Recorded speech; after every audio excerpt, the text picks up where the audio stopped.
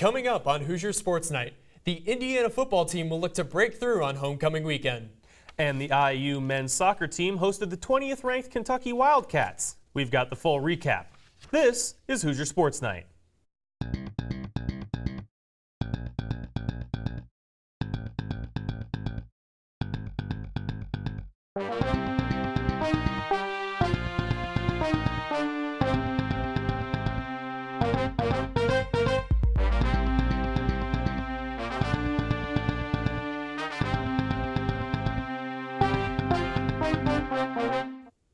Hello and welcome to Hoosier Sports Night. I'm Austin Matricardi. And I'm Michael Tilka.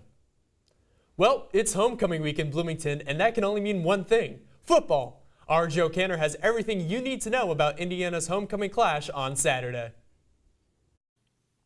It's homecoming week. Campus is vibrant, alumni are preparing to come home, and the Indiana football team has a huge matchup against the number 17 ranked Wolverines of Michigan. IU hasn't beaten Michigan since 1987, but the last 2 years, they've been knocking on the door. Then last season, it was a snowy 20-10 win for the Wolverines up in Ann Arbor. This contest is likely going to be an ugly, low-scoring affair, as the Wolverines come in ranked number 1 in the country in total defense, while the Hoosiers ranked 47th. But on offense, neither team cracks the top 50. Michigan hasn't been able to get back in rhythm since their quarterback Wilton Spate fell victim to injury. On the other side, IU needs to establish their offense running the ball, as they've struggled in the ground game against every Power 5 opponent they faced this season, with no running backs tallying over 100 yards in any of those contests. The Hoosiers will need to balance out their offense and take some pressure off the shoulders of their young field general. The Cream and Crimson will take on the Maize and Blue at high noon on Saturday. Head coach Tom Allen has been preaching that IU football is ready to take the next step towards building their program. So I understand the history. And so there's no question, if I'm on the other side of the table, I would expect to win, And so the bottom line is that how do you break through that from our perspective? And to me, we've laid that out. It's about doing the little things. Our one word for this week is confidence. And to me, preparation creates confidence. Reporting for IUS TV, I'm Joe Canner. That game against Michigan will be a big opportunity for the Hoosiers to break through. The game will be a noon kickoff on ABC. If you can't get to a TV for this matchup, you can listen to Josh Eastern and Jacob Vincent with the call for WIUX on 99.1 FM. After a pair of Big Ten road games, the Hoosier volleyball team returned to Bloomington to host the Iowa Hawkeyes. Our Kinsey Browning has the recap.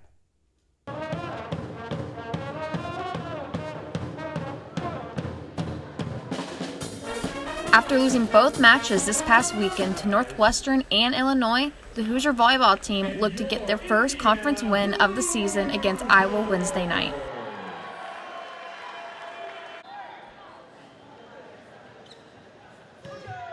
After a close first set, the Hoosiers fell short to the Hawkeyes 24-26.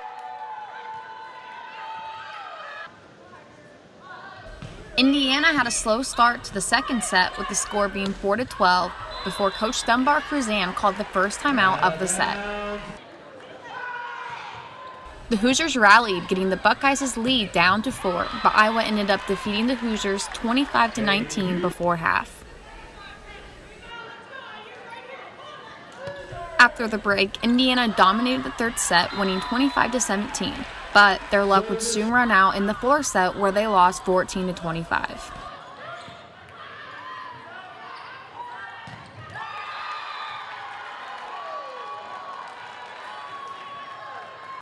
The Hoosiers' record is now 11-8, and the team will continue conference play October 13th at Wisconsin starting at 8.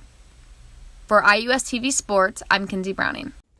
The Hoosiers return to the court when they travel to Madison, Wisconsin on October 13th to take on the Badgers.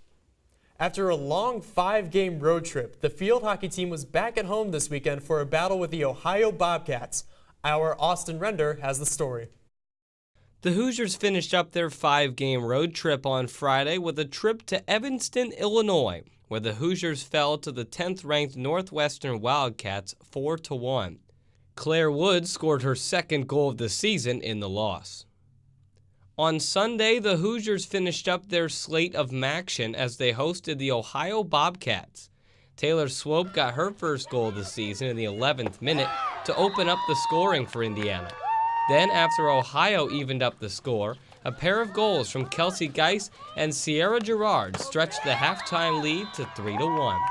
Ohio scored in the later stages of the second half, but couldn't complete the comeback, and the Hoosiers won 3-2.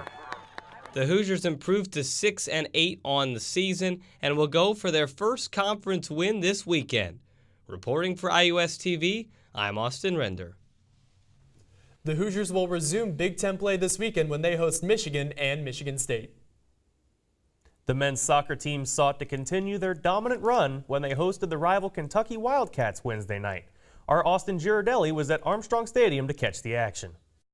The IU men's soccer team set a new school record Wednesday night in its game against number 21 ranked Kentucky. The Hoosiers picked up their record-setting 7th straight shutout in a 2-0 victory over the Wildcats. Freshman goalkeeper Trey Muse played a key role, tallying 6 saves on the night. Kentucky kept IU's offense in check for a good portion of the game, not allowing the Hoosiers to get in rhythm. Indiana was able to create some chances in open play, but struggled to convert in front of goal. IU, however, was very effective on its set pieces. Defender Timmy Mell opened up the scoring on a free kick from junior Trevor Swartz.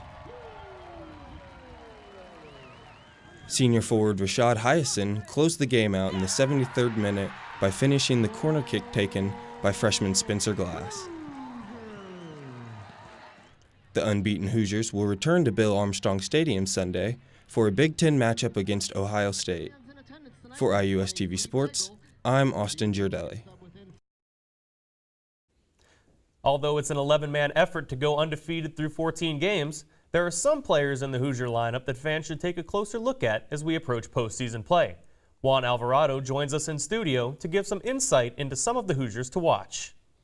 Thank you, Austin. So far, IU has become a team opponents have a difficult time with either at home or on the road.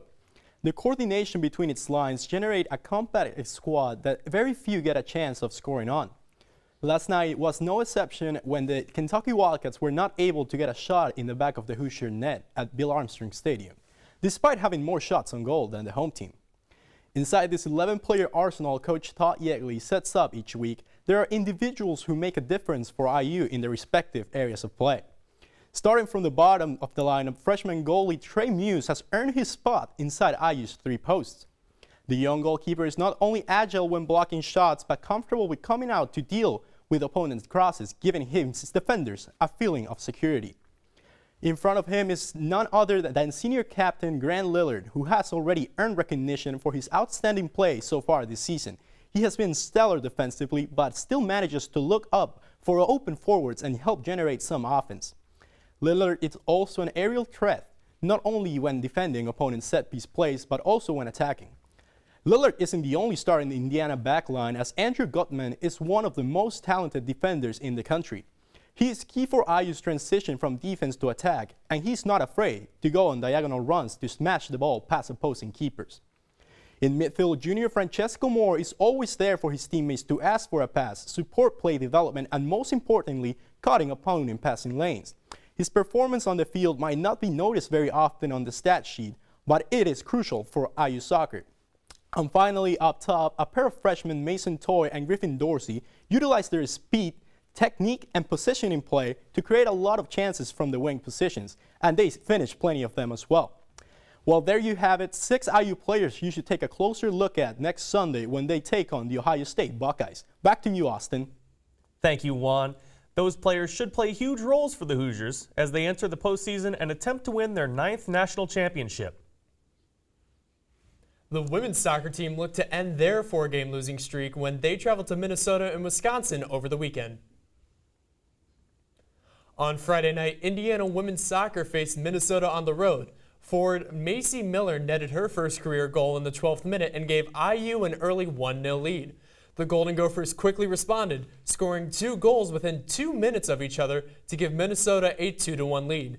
The two teams traded goals in the second half, including one by Hoosier midfielder Chandra Davidson in the 53rd minute. But Minnesota won the game with a score of 3-2. On Sunday afternoon, Indiana traveled to Madison, Wisconsin, where they took on the number 23 ranked Badgers. In the first half, Wisconsin outshot Indiana 7-6. The Hoosiers did not put up a shot on goal until the 66th minute. After 2 overtimes, the game resulted in a 0-0 draw. Bethany Kopel made 7 saves for the Hoosiers, and forward Sydney Kilgore made her first career start. After the game, Kilgore said, "Today was a battle. It was very physical, and I thought our midfield did a great job winning the first balls." Next up, Indiana hosts Nebraska on Sunday at noon. It's homecoming weekend here at IU, and there are so many things going on. Here are the events that you can get out to this weekend to rack up those Crimson Guard reward points.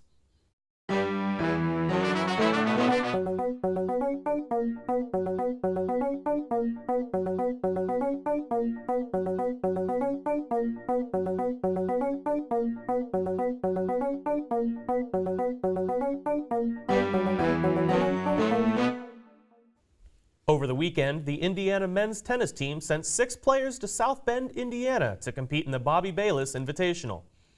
On Friday, the Hoosiers played to a record of 3-3 in singles and finished 2-1 in doubles. They got off to a much hotter start on Saturday morning, winning their first 6 matches and adding another win later in the day. The team finished the tournament with a collective record of 12 wins and 8 losses. This was the first tournament as Hoosiers for freshmen Andrew Redding and Brandon Lamb. Both players won 2 matches apiece. The Hoosier golf teams returned to the links this past weekend.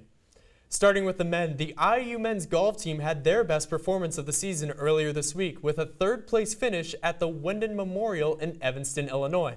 The Hoosiers were led by a medalist performance from senior Brendan Doyle, who shot a .206 after 3 rounds on the par 70 course. The women's golf team competed at Kentucky's Betty Lou Evans Invitational this past weekend.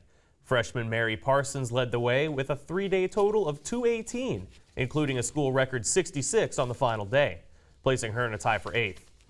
3 other Hoosiers finished top 50, with Erin Harper tied for 27th, Elisa Pierre tied for 36th, and Priscilla Schmid tied for 45th.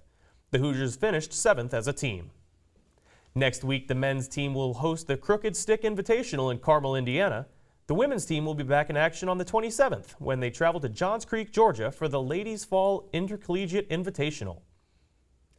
And that's the week in Hoosier Sports. Don't forget to like our page, IUSTV Sports, on Facebook and follow us on Twitter at IUSTV Sports. For Austin Matricardi, I'm Michael Tilka. We'll see you next week.